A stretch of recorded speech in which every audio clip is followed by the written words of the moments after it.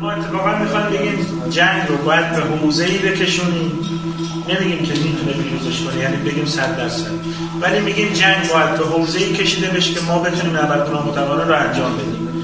یعنی اگر که دشمن صرفاً میخواد از قدرت هواییش استفاده کنه، اینجا توانایی دشمنان منطقه آمریکا برای پاسخ به این قدرت هوایی محدوده. اما اگر جنگ از هوا به دریا و زمین کشیده بشه، امکان درگیری با نیروهای آمریکایی به خوبی میسره و امکان پیروزی هم واقعا وجود داره. این شکل از جنگ رو که ما جنگ با آمریکا رو به حوزه توانایی خودمون منتقل کنیم و به حوزه نقاط ضعف آمریکا، این امکان این نوع نبرد رو فراهم میکنه و این نوع نبرد امکان پیروزی درش وجود داره. همچنان که در ویتنام واسه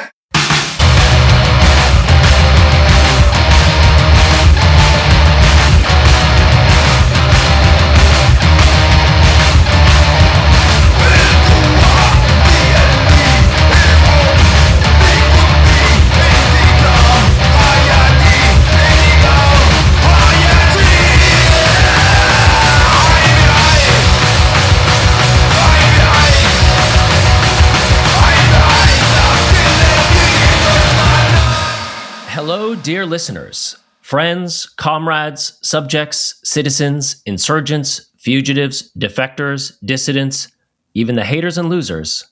Welcome to Turbulence. My name is Dylan Saba, and I am here with my co-host Seamus Malakafzeli, along with our producer, M. Siniza.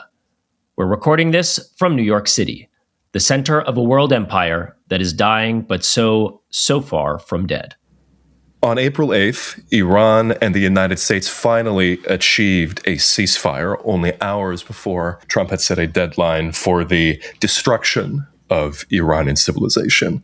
That ceasefire has now extended past the initial 2-week deadline, first so that Trump could extend it out a few hours to prime time, and then unilaterally and indefinitely in order to allow for the Iranians to find some sort of unified proposal that he insisted was not actually present. As we record this, the ceasefire, however, is very, very rapidly fraying. Dylan, do you want to give people some details on what's happened in the last few hours? Yes. So yesterday, Trump announced the start of something called Project Freedom, which was an initiative to guide commercial shipping through the Strait of Hormuz. Now, as you'll recall, Trump initially announced the blockade of Iran's closure of the Strait of Hormuz as a way to choke out the Iranian economy. And it seemed to have been expected within the White House that this was going to lead to a rapid collapse of Iran's oil infrastructure and thus its economy. There were predictions that Iran's oil wells would just spontaneously start exploding with Iran's lack of storage of oil. Now, as it turns out, the blockade was not exactly the trump card it was made out to be. And so the United States decided that it needed to accelerate the timeline a bit. And so they announced the start of Project Freedom, which is an attempt to encourage commercial shipping to transit the Strait of Hormuz. And as of this morning, that rollout has not gone well. Reportedly, a South Korean commercial vessel attempted to cross the strait and was hit by Iranian fire. Iran also fired several warning shots at the U.S. Navy. But that was not all. In response to this attempt to break the closure of Hormuz, Iran also attacked the Emirati industrial port at Fujairah, the largest port and oil storage area in the Emirates, causing a major fire. Also reportedly, they hit Dubai. Now, it remains to be seen whether this escalation will be contained or whether it will lead to a full resumption of hostilities between Iran and the Gulf, Israel, and the United States. On the diplomatic front, the U.S. strategy appears to be to beg China to do something to come in and save them. Today, on Monday, Secretary of the Treasury Scott Bessent said on Fox News, quote, let's see them step up with some diplomacy and get Iran to open the strait. Iran is the largest state sponsor of terrorism, and China has been buying 90% of their energy, so they are funding the largest state sponsor of terrorism. Now, for its part, China is essentially openly defying U.S. sanctions. It's important to remember that Trump is scheduled to travel to meet President of China Xi Jinping in Beijing in 10 days. Now, he wanted this war over and done with so that they can work towards economic cooperation and broader de-escalation of their trade war. But as things stand, this war will be ongoing at the time of their meeting and will likely dominate the talks, along with the issue of Taiwan. So all of these developments, these are things that have been precipitated by Israeli and American aggression, but they have also been precipitated by a shift in Iran's own military strategy from a largely defensive posture to a broadly offensive posture. This isn't just analysis, this is something that Iranian military officials have talked about explicitly. Decades of threats and tension finally came to a head with a direct military exchange between the Israeli military and Iran in early 2024. And after the first Operation True Promise, then IRGC Commander-in-Chief Hossein Salami spoke of what he called a new equation. Quote, "We had decided to create a new equation. This is the new equation. From now on, the Zionist regime, every attack anywhere from them against our interests, our assets, our people, and our citizens will be, from the Islamic Republic of Iran, met with a retaliation. Operation True Promise is a notable and clear example of this new equation," unquote. یک معادله جدید بسازیم. اون معادله جدید این است که من بعد رژیم صهیونیستی در هر نقطه‌ای به منافع ما، به دارایی‌های ما، به شخصیت‌های ما و به شهروندان ما حمله کند، ما از مبدأ جمهوری اسلامی ایران او را مورد تهاجم متقابل قرار خواهیم داد و عملیات وعده صادق نمونه برجسته و کاملا واضحی است از این معادله جدید. Still, through 2024, differences of opinion amongst factions of the axis of resistance about how best to respond to the assassination of Hezbollah official Fouad Shukr in Beirut and the assassination the very next day of Hamas leader Ismail Haniyeh in Tehran meant this equation frayed. And when Operation True Promise 2 came after the assassination of Hassan Nasrallah, then Iranian military chief of the General Staff Mohammad Bagheri spoke of the Iranian military going through a, quote, difficult period of restraint, unquote, and that the killing of Nasrallah and IRGC Brigadier General Abbas Nil Furushian had meant that the situation was no longer tolerable. Now, even as questions over Iranian armed response still remain, amongst the military and the diplomatic class, the situation right now is much different. Debates about responding to violation of ceasefire are no longer measured in months. America and Israel are struggling with an Iranian state that is holding far more firmly to the ladder of escalation than it anticipated, and the Iranian Navy moving to close the Strait of Hormuz in the beginning days of the war, as it has threatened to do for years, appears to have caught the Americans by surprise. There has been not only this shift in military strategy, but there has also been a really defined shift in Iranian political discourse over the last couple of years since October 7th. There was a video that was shared in June 2025 during that war that exemplified, I think, a lot of this. There was a woman in, I believe, Tehran who was without hijab, but she was shouting that they needed to build a nuclear bomb. They were desperately needed to have a nuclear bomb so that this kind of aggression could not happen in the future. Yeah, I think that Iranian political society for a long time has been divided between what's known as the principalists and the reformists. And these are two broadly different approaches to engaging with the West, engaging militarily with the United States and Israel, and confronting the issue of the U.S.'s sanctions regime against Iran and the prospect of normalization within the broader U.S.-led global economic system.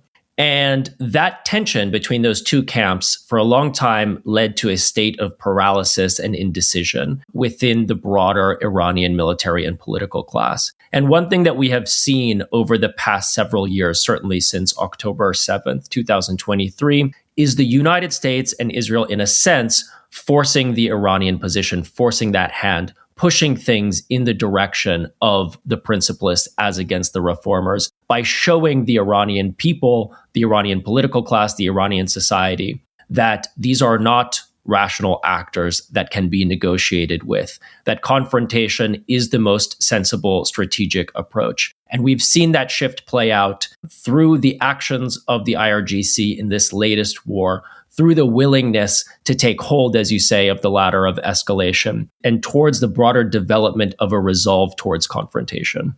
Something that I remembered from the 2024 presidential election, which we discussed a little bit in this episode, was the discourse that was happening between these candidates, specifically from Pezeshkian, in that so much massive change is happening in the region.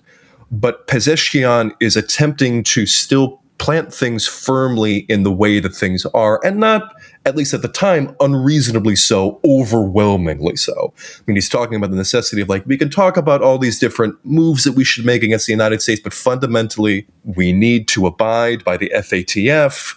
We need to make sure that there is a window of diplomacy so that we can achieve sanctions relief. He is still operating within this framework. But Haniya is killed by Israel on Iranian soil the day after Pezeshkian is inaugurated.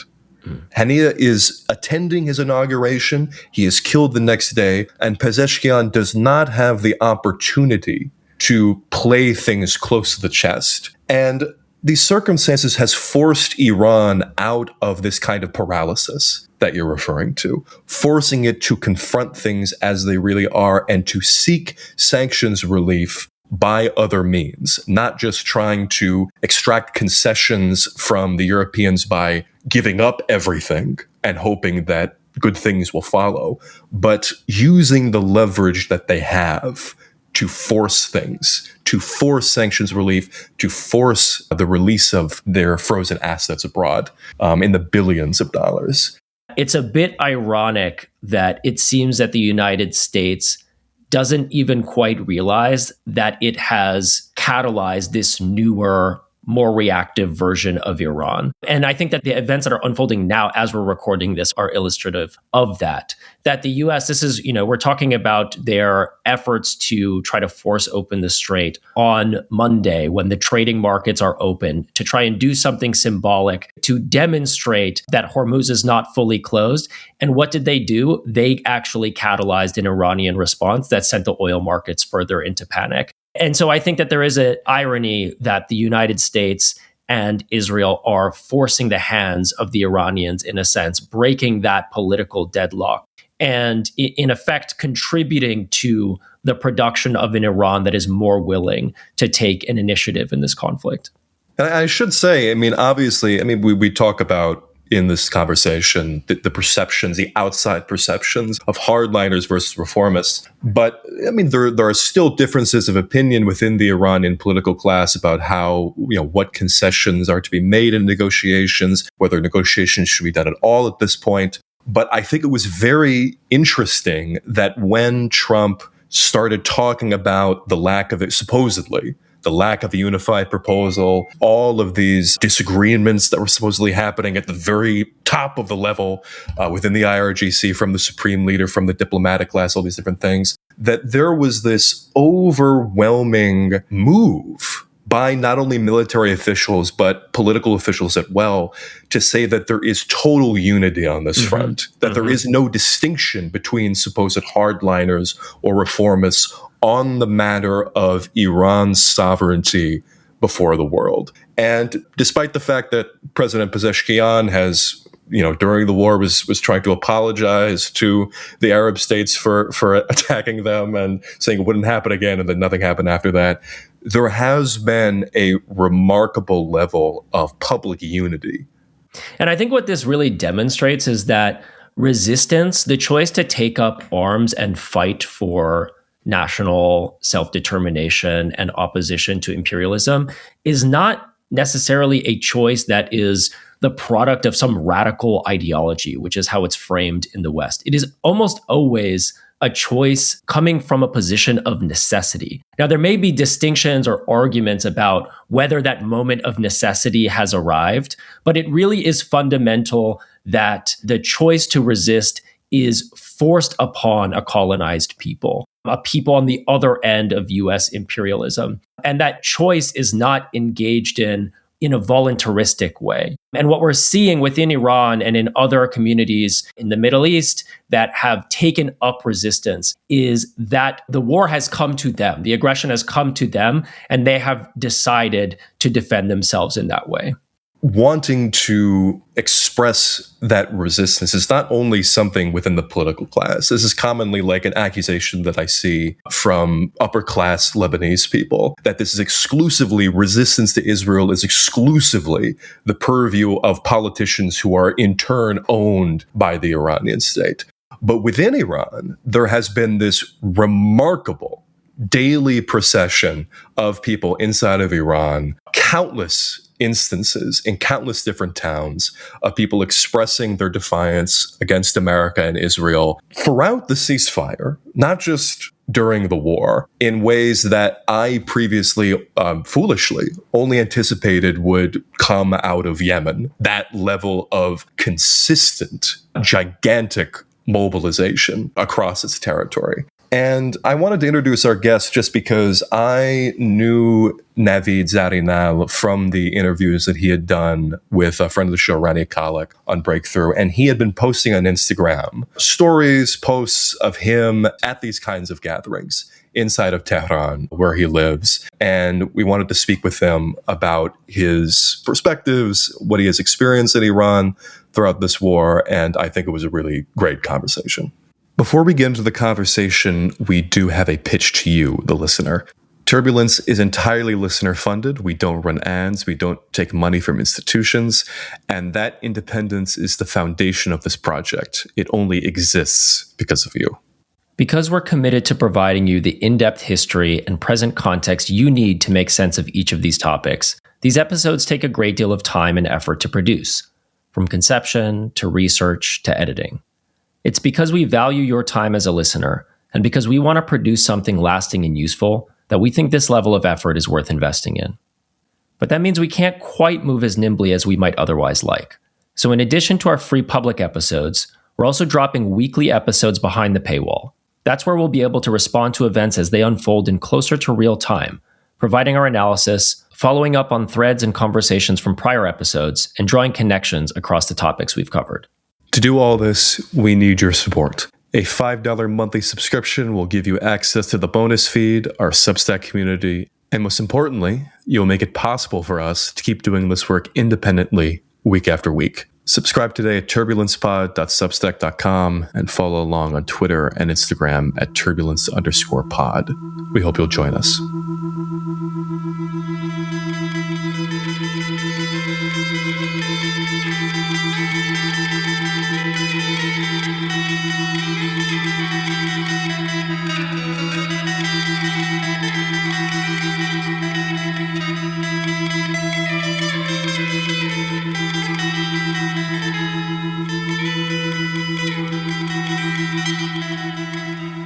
We are speaking today with Navid Zarrinnal. He holds a PhD from Columbia University's Department of Middle Eastern Studies and has taught in the Global South for the past 3 years. He is currently based in Tehran, and his war updates can be viewed on Instagram at Navid Rahman. That is NavidWahraman.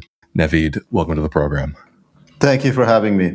So, this ceasefire with Iran has been going on since April 8th, expiring officially a little while back, and then being unilaterally extended by the Trump administration, who is now both arguing that combat operations are terminated, but that also they could erupt back again at any time. How is the mood in Tehran amidst this ceasefire? What are the feelings that people have right now? Yes, so I go to the squares, the major intersections, pretty much every night or every other night. And the people are very defiant. And a lot of them are not too happy about the ceasefire because they see the ceasefire as an opportunity for US and Israel to rearm and regroup and attack Iran again, because they experienced this after the 12-day war, where there was a ceasefire after 12 days, but months later, US actually joined Israel in a joint campaign to attack and bomb Iran. So they're a little bit worried about the ceasefire in that sense. And they think that if Iran fought for longer, they might have had a stronger hand. But then at the same time, they also have trust in the armed forces and in the decision of the Iranian leader, the new leader, Mujtaba Khamenei, and also the IRGC. So they think that there probably are certain classified and internal calculations that the armed forces are making that brought them to agree to the ceasefire that Trump had proposed, or in a sense was forced to propose because of Iran's relative advantage in the 40-day war, or what is also called the Ramadan war here. So there is that. So there's some skepticism towards the ceasefire, but there's also the trust in the judgment of the armed forces. But the people are coming to the streets every night, and in the major intersections, in each major intersection in Tehran, there are at least a few thousand people. So if you add that throughout the country, there is, several million people that come out every night. And the mood is that people are coming out and they are defending their country against the US and Israeli aggression. So we're now some 9 weeks into this war, and it's pretty clear that the US and Israel have failed to meet the strategic objectives that they set out from the outset, namely the regime change, but also the decimation of Iran's ballistic missile program. And in fact, they've created some new strategic headaches for themselves and for the world economy with the closure of Hormuz. But nevertheless, they have done considerable damage to Iran through their area bombing and their targeting of civilian infrastructure. And now it seems the U.S. is seeking to induce economic collapse through its naval blockade, although we have seen some recent indications that the blockade is certainly far from complete, as oil tankers are passing through the blockade and making deliveries. But nevertheless, the intention from the United States is to, economically strangle Iran. Can you speak a bit to how the war has impacted economic life in the country, and also the prospects for enduring a protracted siege, and then also the prospects for rebuilding what has been destroyed? Yes, so there's definitely an economic impact. What is interesting is that the war began very close to the Nowruz holiday. So the Nowruz is the ancient Iranian tradition of the spring equinox. People celebrate it every year. It's probably the biggest Iranian holiday. And it's about 2 weeks. And sometimes, because Iranian lifestyles are more relaxed compared to, say, the American lifestyle, people sometimes take 3 or 4 weeks off for the Nowruz holidays. Even at the university where I taught, University of Tehran, I remember that even though officially we had 2 weeks off, most students just didn't come to class for a whole week. So 3 weeks were basically just off for the Nowruz holiday. So it coincided with that. So in that sense, people were already kind of leaving the big cities and going to rest. So I'm not sure what would have happened if it happened outside the Nowruz timeframe. But even with the Nowruz, I would say more people kind of left the big cities and they went to smaller towns and villages. And that, of course, impacts the economy because people are not working. And also a lot of the projects were put on hold because the idea was that there is this insecurity and there's this war. So, we cannot take on new projects or continue old projects. We have to wait and see what happens. But since the ceasefire, things have picked up. So only about a couple of days after the ceasefire, Tehran got super busy again, and most things have gone back to normal. When I go to, say, restaurants or cafes, business as usual. But people do complain about a lot of projects being on hold. So in that sense, it's impacted the economy. But more importantly, the steel industry, the foulard industry was targeted here, which is one of the mother industries that produces things for so many of the other industries. And I think in the long term, that would have an impact. But going back to your question about rebuilding, Iranians are very efficient at rebuilding things. So even when you renovate apartments here, say the same renovation might take 6 months in US or Canada. Here, it would take maybe 1 month to do because there are fewer regulations. Labor is a bit cheaper. The material you use for rebuilding is cheaper. So things come together a little bit quicker. There was also these reports by the Iranian media that the railroads that were damaged by U.S. and Israeli strikes, some of the bridges, they were actually rebuilt within days. Not, in the most amazing way, but they're rebuilt in a sense that they become functional again. So in that sense, the rebuilding is happening, and I think it will be quick in a sense. So to sum up, there is the impact on the economy, but then the Iranians are rebuilding, and also they're very resilient in a sense that they've had a resistance economy for 47 years, and they've been under U.S. sanctions for 47 years. So when it comes to war of attrition and fighting a longer war, so say, the Americans or the global market has to deal with the effective closure of the Strait of Hormuz, it's going to be much more difficult for them because they're not used to that kind of situation. But with the Iranians, if some of their ships are not able to get through the Indian Ocean, it's not going to impact them as much because they have been used to their assets and the oil tankers being seized, and they have been used to living under sanctions. So I think in a war of attrition, and if this thing drags on, the Iranians will have the upper hand. Can you talk a little bit more about the resistance economy and what kind of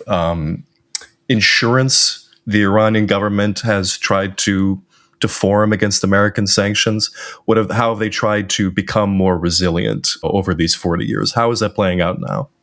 So a big part of it is having national manufacturing and national production. So the Iranian leader gives a name to every year. So every new year that we have here has a new name. And sometimes they get funny because they get very long. But pretty much, I would say about 90% or the vast majority of the names had a reference to national production or Tolid Melli, because, Persian as well, you probably understand this. So it is called Tolid Melli in Persian, which means national production. And that has been kind of the reference point for the naming of the new years, every new year that we have. So there's a big emphasis on that. And in addition to foods, our agriculture, minus certain things that we import for, say, what the chicken feeds on, that actually gets imported into the country. But then when it comes to everything else, the food products, they are produced locally and nationally. And this is why during the war and during the sanctions, we've never had problems with food shortages or with malnutrition. There might have been times where, say, the caps for water bottles or for cooking oil wouldn't be imported, and there would be kind of a small shortage in the production of, say, cooking oil, but it wasn't because of the actual agriculture or the food products. It was rather because of the secondary things that you need to produce. So there's that. So there's this kind of self-sufficient agriculture and food production, but there's also the national production around defense. So you probably are familiar with the Iranian missiles at this point, and some of them have been pretty successful in targeting. So they have accurate GPSs, and they have been making impact.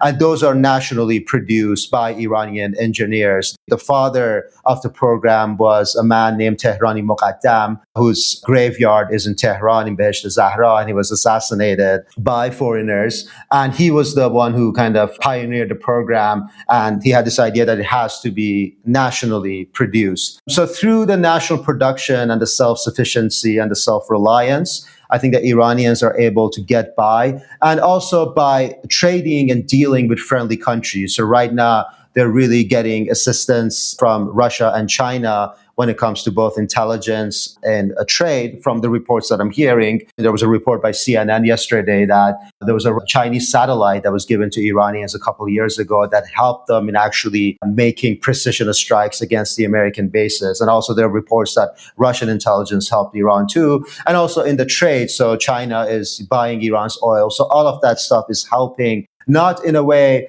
get sanction relief, but go around the sanctions and neutralize the sanctions. So there's that. But lastly, there's also the spirit of the people, because as I said, the Iranians are used to this kind of hardship, and they will stay resilient and keep the fight until victory. At least that's what they claim. And that's what I see as the mentality here.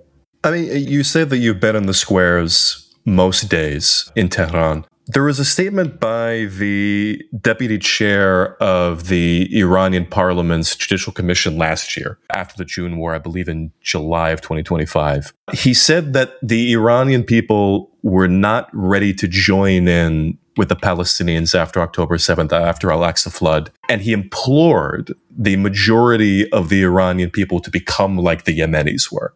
Something that I have been really struck by are not only, weekly gatherings across the country, like in Yemen, like in Sana'a, but that daily, even amidst a ceasefire, there are these gatherings, large gatherings, as you said, in a lot of different cities in support of the war effort against America and Israel. Is there a change from past gatherings like this that you've been able to detect while you've been out there? No, definitely. I would say that there is a change. So before the war, I would say there was a lot of cynicism. So there was this idea that, or this question by the Iranians that what has the resistance economy got us? Because, there was a lot of inflation. They didn't have too much confidence in some of the national production. So I referenced the national production in my response to your last question. And the car industry here, we are self-sufficient when it comes to producing cars for the most part. We get some help from China and co-produce some cars with China, but many of the other cars, the affordable ones that people can buy, are fully locally produced. And those are not very impressive. They're not very good cars. And so this idea was that, we're resisting, but then we're not really producing that much that's, high quality. And then we also have inflation. And then people were saying that why can't we just become like the UAE, a country that has normalized with Israel and they seem to have security and prosperity. So there was that cynicism. But once the war happened, people saw what happened to a place like UAE. The white countries abandoned them, basically. A lot of the capital left. The people who were from European or Western nations, they were just waiting to get on flights and leave. So they were not staying to kind of fight with the Emiratis. And they also saw how the Dubai economy was hurt. And they kind of realized that having a self-sufficient economy and self-sufficient defense is good in a sense in the long term. So it might generate hardship in the shorter term. And 40 years by historical perspective, by historical measures, is short term. So that's what I mean by short term. But in the long term, that kind of self-sufficiency can be useful. So there's a change. I would say there's less cynicism. And there was also a poll conducted by Iranian television where 71.7% of the respondents aged over 15 said that they are optimistic about Iran's future after the war. So there is a change, and a lot more people are coming to the streets, people who would not come before. So I see kind of more diverse demographics. And also, I would say that in addition to the diverse demographics, there are just more people on the streets compared to before the war, including the people who might have been in the gray area, whose sympathies were kind of mixed, but now they're shifting more towards the defense of the state and the idea of resistance. But the last thing I say is that the major question is whether if the war ends and the inflation keeps growing, whether this kind of energy would be sustained or not. So one thing about this war that has surprised a number of commentators, I think especially following the 2024 to 2025 period, has been the level of coordination between members of the Axis of Resistance and also the direct military participation of the Axis in the regional war. And this has not just been the Axis acting in defense of Iran. For example, at the height of the hostilities, you had Iran targeting IDF troop positions as they prepared to invade southern Lebanon in their campaign against Hezbollah. Now, Iran has long touted its support for these groups on ideological grounds, with the cause of Palestine really emerging as a unifying principle. But there's also another sense in which they function as a strategic forward defense for the Islamic Republic. I'm curious how you read that balance between ideology and strategy, and then also how the internal perception of Iranian support for the Axis has evolved over the past 2 years and then through the course of the war. Yeah, so regarding the balance between ideology and the strategy when it comes to Iran's relationship with the axis of resistance, so Hezbollah, Yemen's Houthis or Ansarullah, also Iraq's Hashd al-Shabi, all those groups, and also the Palestinian resistance, so there's Shia and Sunni groups that Iran is allied with in the West Asian region. I would say it started from the idealism of the Iranian Revolution, because the Iranian Revolution was an anti-imperialist revolution, an anti-Zionist revolution. And there's even footage of this where Yasser Arafat comes to Iran and they name a major street and a square, Palestine. It's still there. It's very close to my home, and a lot of, big iconic events are held there. So that idealism of the revolution was we're willing to pay a cost. and support Palestine, because supporting Palestine has never been without a cost. That's why, countries like the UAE probably prefer to normalize and come towards Israel's direction, because that's where, wealth and power seems to have lied for the past several decades, even though this might be changing in the near future. But because of the idealism of the revolution, the Iranians started to support Palestine and other anti-Zionist movements and anti-imperialist movements in the region. But then eventually that idealism turned into realism and turned into kind of political strategy on the ground. So the idea was that, these are our allies and we work together, and our entire political and economic fate is in a way interconnected. So if they, attack Lebanon or attack Palestine, that is also an attack on Iran. And people who were refusing to see this, people who were saying, including a lot of Iranians here, that, why should I give my money to the Lebanese and the Palestinians, are now realizing, at least some of them are realizing, that their fates are interconnected, because the war that started in Palestine eventually came to Iran. And this is something that a lot of people didn't foresee, but it happened, and they kind of proved the point that these fates are interconnected. And now there's this kind of realist objective to work with these groups for the defense and also for the end to Israeli apartheid and the creation of a country where Jews and Arabs could live together with equal rights. When you mention kind of Hezbollah coming to the defense of Iran, I think that's true to an extent, but at the same time, they don't always coordinate. So from the reports that I've been reading, it seemed that even from the American media, that Iran didn't even know about Tufan al-Aqsa, the October 7th attacks that were conducted by Hamas against the Israeli occupation. So it was not coordinated with them. So it's not that they always kind of coordinated work together, but when, one of them is hit, the rest try to help when the conditions are appropriate. And that's why, the Yemen's Houthis or Ansarullah are saying that, if the war drags on, they might close Bab al-Mandab, which is another choke point where a lot of the ships pass through. And they also try to close it during the Israeli genocide in Gaza. And lastly, to respond to the second part of your question about Iranians' attitudes to the axis of resistance and the groups like Hezbollah, I would say it's mixed. So some people kind of don't understand it, and they say, why should we put money and effort in supporting a militant group in Lebanon? Why can't we just bring it all home? But then there are other people who understand what I just mentioned, the kind of the interconnectedness of the political and economic fate of Iran and Lebanon, and they think that they should be supporting Hezbollah and Lebanon. And this is a good, interesting anecdote. I was at the University of Tehran, and there was Malek Shariati, who is a parliament member here, and in his speech, he just kept, yelling that we will not abandon Lebanon. And this was, a day after the ceasefire, and saying that any ceasefire or any peace agreement must include Lebanon. And when it comes to the decision makers here, I would say that is kind of the dominant mentality. So people like Javad Zarif, who was Iran's foreign minister, and he's kind of more liberal leaning, he had this position that maybe we're doing too much for the Palestinians. Even the Arabs are not doing as much. But then people who are making the decisions now, who are less kind of liberal or so-called moderate leaning from a Western perspective, I would say they're more committed to having Lebanon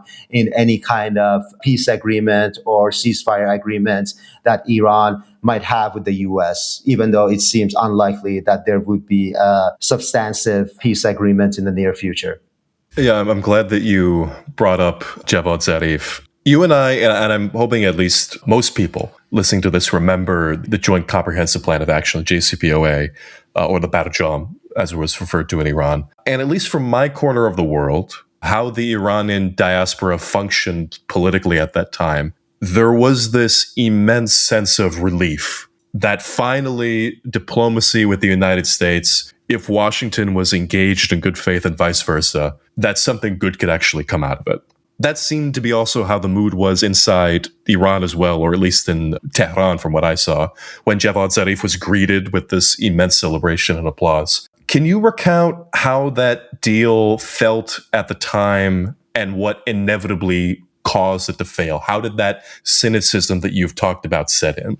Yes. So, the cynicism was partly about just the resistance altogether, not about the Barjam or the nuclear deal. Even though the demographic that's more pro-resistance, they became cynical about the nuclear deal, either from the outset or after Trump withdrew from it in 2018. But regarding Iranian perceptions about the nuclear deal, if I want to generalize, let me speak from my own experience. I was in Jordan at the time when the nuclear deal happened. I had just left Iran and I come to Jordan, and then we received the news. And back then, I was a little bit innocent. So I was very happy about it, thinking, it's this kind of great gateway to Iran becoming another China.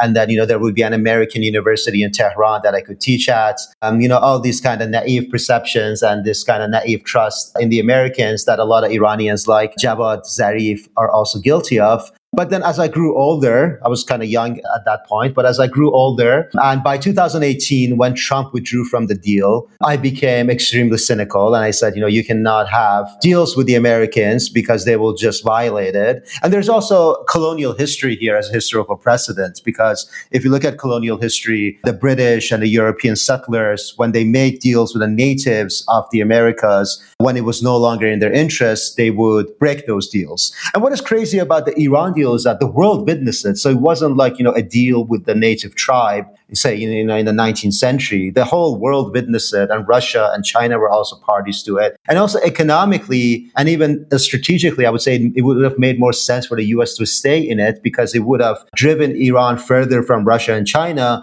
And also American companies like Boeing could have sold their planes and could have sold their consumer products here. They probably could not have factories the way they have in, say, China or Bangladesh, these kind of multinational corporations, but they could have sold their consumer products. So in a sense, it was also good for capitalism. But I think the Zionist lobby was so strong in the U.S., or is so strong in the U.S., even though it's arguably weakening, that they convinced the Trump administration that, you have to withdraw from this deal because it's a bad deal. And then Trump just kind of repeated that talking point and they withdrew from the deal. But then after 2018, then I changed my mind and I became opposed to making deals with the Americans. And now my position is that if you talk to the Americans or even the Europeans, you have to talk to them at the barrel of the gun. So you have to point the gun at them and talk to them, and then maybe get some concessions from them through something like leverage on the Strait of Hormuz. And that's the only way to go about it at this point, because there is no trust between the Iranians and the Americans and even the Europeans. Regarding the perceptions in the country, there is the kind of the reformist camp still, people like Zarif, that they still have this kind of faith in negotiations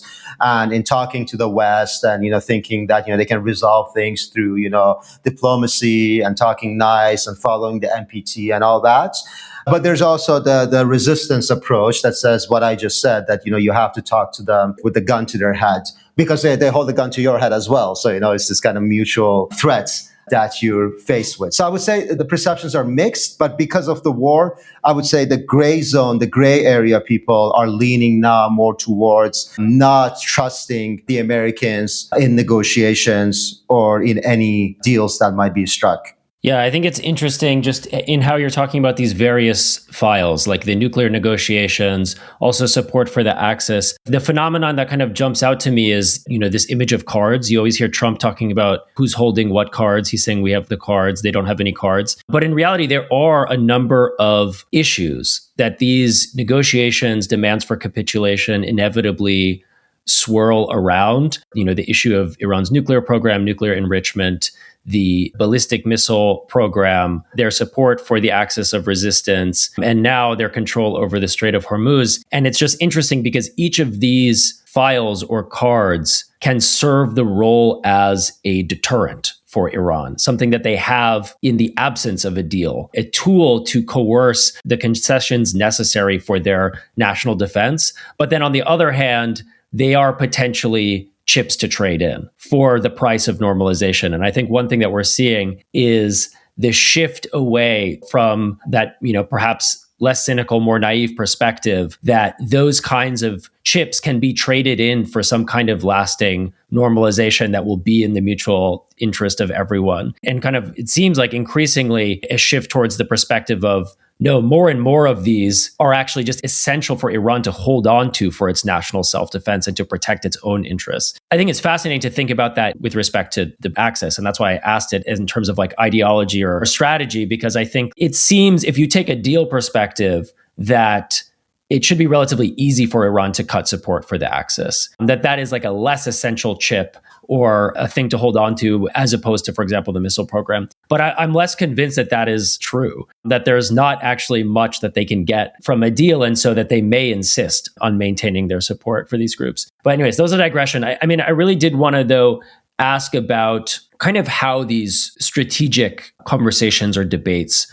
are happening in Iran. Because in the current negotiations, and I'll put like a big asterisk by negotiations, given the extent to which these talks have largely operated as a smokescreen for military preparations and movements on the one hand, and then also these, Israeli-backed demands for capitulation on the other. But let's say in the media narrative around these talks, the message coming from the US is that the Iranian position is like totally fractured between the so-called moderates or reformers on the one hand and the so-called hardliners or principalists on the other. And to me, this mainly reads as an excuse, like an explanation for why the US is not getting the Iranian capitulation that they're demanding, but also potentially an excuse for a new round of assassinations. But I am sure that there are still competing strategic perspectives within Iran about how best to move forward. What is essential for the national interest? What can be traded away in the interest of some deal? And so I'm curious, from your perspective, how are these debates playing out in Iranian discourse? Yeah, no, it's a difficult question, partly because I'm not privy to say a lot of these conversations are taking place because, they're happening within the class of political decision makers that the public doesn't necessarily have access to. But just based on what I hear and what I see on the media and all that, I could respond to your question. And I would say, kind of following up on what I was saying before, is that it's definitely leaning more towards the resistance approach or the so-called hardliner approach from the Western perspective. And again, I think it was smart of you to qualify hardliner versus moderate binary, because it is coming from the kind of the Western perspective, because the idea is that if you want to kind of capitulate and give more concessions to us or integrate yourself into the new liberal global markets, tone down the resistance, then you're a moderate. But, if you actually want to have sovereignty, then you're, a crazy hardliner. So it's a ridiculous binary that I think the Western media has sold to us, but we kind of have to use it because it's become sort of entrenched. But then I prefer the kind of the resistance versus maybe the liberal. So maybe we could categorize them as the pro-resistance camp versus the more liberal camp. And I would say, so the pro-resistance camp definitely has the upper hand right now when it comes to the public discourse and also when it comes to the decision making. But then when I talk to a lot of my pro-resistance friends here, they always have this kind of almost conspiratorial suspicion that the reformists like Zarif will get in there and ruin everything. That, they call them the Siyasyun here. So like the political class that's in a way detached from the armed forces and from the leader. And they will just go and make some decisions in the diplomatic arena that will hurt Iran. And I think they have a point, because even though the leader advises and makes the decisions here, or is supposed to make the decisions, when it comes to the execution of it, a lot of times different things could happen. And even with the nuclear deal, I mean, the Iranian leader at the time was kind of opposed to negotiations with the US, and he ended up being right, because we saw what happened after 2018 with Trump withdrawing and also bombing Iran during negotiations twice. So even back in 2015, the Iranian leader Sayyid Ali Khamenei seemed to have been kind of opposed to dealing with the US because, he knew their nature and what they would do, but still there was a nuclear deal. So in that sense, I wouldn't say it's fractured the way that Trump is describing it, as if, there's this imminent collapse and, the entire political system is fractured and people are fighting. It's not like that, but then there are these competing ideologies, and then some of them might receive better implementation than others. But I would say despite these differences right now, it seems to me that the pro-resistance camps has both the upper hand in the ideas and also in the implementation of those ideas in the diplomatic and the war arena. So, Zarif keeps getting brought up, and I'll bring him back one more time. I do recall that after Zarif wrote this opinion piece in, I want to say, either Foreign Policy or Foreign Affairs, talking about how Iran should just declare victory now and reopen the Strait of Hormuz. And the response from that from the Iranian public. I mean, they were burning his photo in the streets. They were chanting against him. It was very different from how it was 10 years ago. And something that interested me is that amidst all of these myriad failures of diplomacy, there seemed to be this belief for a very long time, at least through the administration of the late Ibrahim Raisi, that negotiations with America were still possible in some manner. But the seeds of this distrust were still being laid even before the war seems to have shifted a lot of these opinions. And I saw that particularly in the candidacy of Saeed Jalili in the last election. Because I remember the discourse about him years earlier was he was being derided by reformists because he had dug in his heels so much regarding nuclear sovereignty and he wasn't making any progress. And then suddenly he rockets in popularity and forces Pezeshkian, who is now the president, into a runoff. I mean, you spoke a little bit about how there's still this threat regarding inflation and that may affect trust in the state going forward. But do you think that the Zarif diplomatic style, what you're calling the liberal style of diplomacy against the resistance style of diplomacy, do you think that that's firmly dead with the majority of the public in a way that would undermine future attempts by the political class to return to that kind of framework?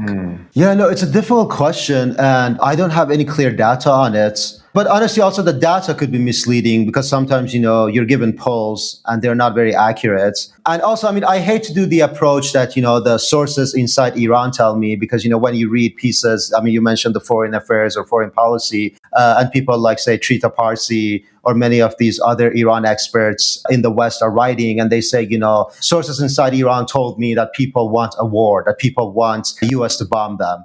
And usually the source inside Iran is their aunt, and their aunt, is watching Iran International all day, which is this propaganda channel that originates from the West and probably has Zionist funding. It used to have Saudi funding.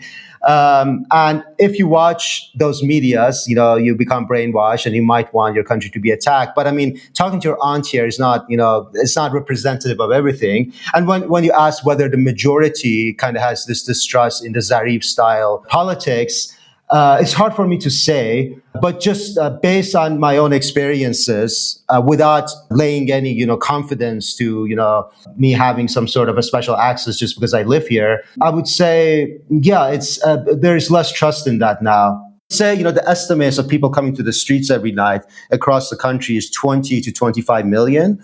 And that's a substantial portion, that's about 1/4 of the country that's coming out. But then there could be another 1/4 that wants the Zarif style politics, or they might even just want complete overthrow of the system and the government. So there is that. But they're not coming to the streets. And that's actually one thing that surprised me is that I thought after the war, there might be a Syria-like situation where you have, the people who came out during the January riots come out again, and there would be clashes between the pro-government and the anti-government people. But that did not happen. It's only the pro-government people that are on the streets right now.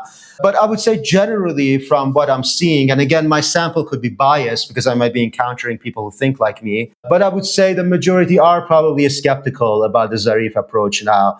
And they don't want to give these concessions. You mentioned Zarif said that, just open the Strait of Hormuz and we can have a deal.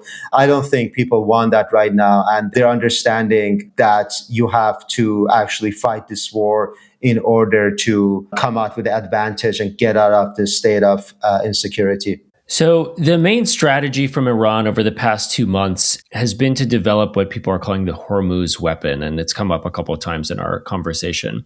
But basically, the idea is that this is a hedge against the failure of negotiations.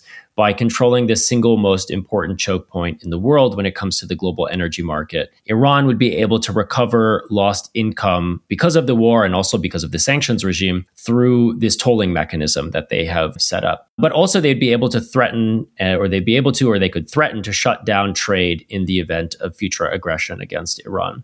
They've argued for this both as a wartime emergency measure, but also as the sovereign right of the Iranian state to control its territorial waters. But nonetheless, that level of control is not costless, right? It requires a kind of a quasi-permanent posture of military readiness to enforce it. I'm curious, and I'm acknowledging that I'm asking you to speculate a bit here, but do you think that Iranian control over the strait will now become a permanent feature of the world economy? Or do you anticipate that this will all ultimately end in which control over the strait is gradually traded for sanctions relief or something of that nature? Yeah, no, good question. And again, you're right that I will probably speculate about it. But what's interesting is that before the war, I would talk to even my pro-resistance friends here, and they would kind of laugh at the idea that Iran could close the Strait of Hormuz. Because the idea was that, how can we go against the most powerful navy in the world when it comes to the technology and kind of the ships and fleets that they have. And the idea was that how is this even possible? Or even there was this idea from, say, the liberal professors here. So Sadegh Ziba Kalam, that you might know, he's a professor of sociology at the University of Tehran. And he had said before the war that we should, in a way, just give a lot of concessions and surrender, because if the US attacks Iran, all that will remain in the country, he literally said this, that all that will remain in the country would be like an electricity pole, that everything else would be destroyed. And then now they asked him, they said that, you saw that the country, stood and we drove him back. And then he said that I'm even surprised that this happened. So a lot of these things, like, you don't know what will happen until they will actually happen and until you will actually fight the war. So with the Strait of Hormuz, I mean, it seems from what I'm seeing from the reports is that Iran has been able to hold it. So I think Iran will be able to hold on to it, especially because compared to the American siege in the Arabian Sea and the Indian Ocean, it's a much smaller chokehold. So the Americans have to patrol a way larger area to prevent the Iranian ships from passing through, but the Iranians only have to monitor a much smaller choke point, and I think they would be able to do it and sustain it. But regarding the first part of your question, whether they will just open the strait in exchange for sanction relief, I mean, they already did this. So they did this for, I think, about 24 hours, but then the Israelis violated the ceasefire in Lebanon, so they closed it again. And so I think that's the problem, because every time the Iranians show some good faith, the Americans or the Israelis just, start violating whatever agreements they have with the Iranians. So I think they will not, sanction relief at this point is not probability. It's also a very remote possibility in my estimation. So I don't think Iran will get sanctions relief, especially because the Zionist lobby is still very strong in the US. And also the Americans just hate the Iranians for having an anti-imperialist revolution. So I don't think we will get sanctions relief. So I think the Iranians will hold on to the Strait of Hormuz as their main leverage, and they will just try to neutralize the sanctions by other methods. So I wanted to close out by invoking something that I think is rarely invoked on this program. It's talking about the American perspective. I think when people are exposed to Iranian perspectives, at least here in the United States, either it is through the lens of Israeli security analysts or through people adjacent to Iran International. People like Masih Ali-Nejad, who is now a contributor on CNN, as a very prominent example. I was wondering if there was anything regarding your experience in Iran, how Iran currently is, what the system is like in Iran, that you want to impart to American listeners in particular who are listening to this, something that they might not be able to discern from their social media feed or the television that they watch. So I would say two things. One is that Iran, in a way, is just another country. It's just another country with what Louis Althusser, the French theorist, called the repressive state apparatus.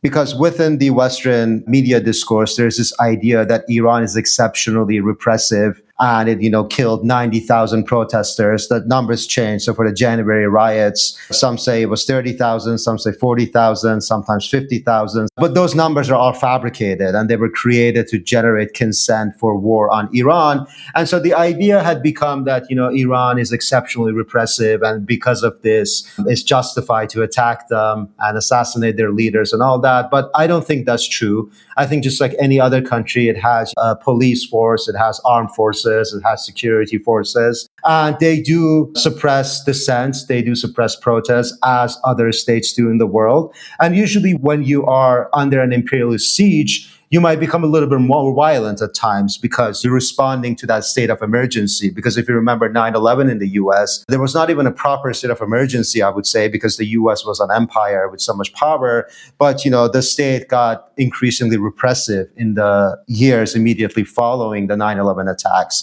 And Iran has been under this imperialist siege and a state of emergency for 47 years. And so sometimes the state's repression in a way, goes along with that kind of pressure. It's not exceptional in any sense when it comes to that. And when the Western media represents it as exceptional in a bad way, they're trying to generate consent for war. The second thing that I would say for an English-speaking audience who might be listening to this, who has not been to Iran, or who might be new to the geopolitical situation that Iran finds itself in, I would say this is not about, say, two countries fighting. So it's not about, Israel and Iran just having, say, certain conflicting interests and fighting over it and both being kind of equally bad. It's not that, because, if you bring some of these Radlib analysts and talk to them, I think you might have had a couple of them on your show, they create this kind of a field of moral indifference that, everyone is bad. So, Israel is bad, Iran is bad, US is bad, and only the people are good, whatever that means. But right now, the main issue is the issue of justice for Iran. That's how we have to understand the issue, because there's an injustice that has been imposed on Iran. Iran has been bullied, they have been sanctioned, there has been a war, there has been a sustained campaign to destroy and reduce Iran to a failed state. So it's an injustice and an unjust situation that Iran is dealing with. And anytime I talk about this, I try to talk about it as justice for Iran. And even if you go back to Iran's demands during the initial ceasefire phase in April, their 10-point plan, it was actually very reasonable. But if you looked at these Western analysts again, the Iran experts in the US, they kept saying they're maximalist. But what is maximalist about saying just leave me the hell alone? Just don't attack me, don't sanction me, just let me manage my own country. That's all Iran was asking. It is true, two of their demands were a little bit more of a stretch. One was the war reparations, and the second was US bases leaving the region. So those two I can understand as being a little bit maximalist, but the rest were just very reasonable, minimalist demands that Iran was making. And all of that, I think, goes back to justice for Iran. So the imperialist Zionist system has imposed an oppression on 92 million people, including the Iranian state. And all Iran is asking for right now is to be left alone and to be allowed to manage its own country. So we have to look at this whole issue as justice for Iran. And there is a moral difference. US and Israel, I would say, are on the wrong side of history. And Iran, including the Iranian state, are on the right side of history. Thank you for that so much. I have to make one point at the end here because I totally agree with everything that you're saying. And I just want to add, I actually don't even think that asking for reparations is a maximalist demand. I mean, it might be unlikely to come true, but they are legally entitled to it. This is a war of aggression waged by the US and Israel. And so if international law means anything, they are entitled to reparations for the damage that was caused. But thank you so much. Thank you. Yes, and I mean, the reason I said it's maximalist is because Black people didn't get reparations or Native Americans didn't get reparations in the U.S. So I'm thinking that, the U.S. will not give reparations to Iranians because when it comes to that totem pole, they're definitely at the bottom. It just further supports your point here that what are being described as maximalist is really just the minimum requirements of law and justice. Mm-hmm. Navid, thank you so much for coming on. Thank you.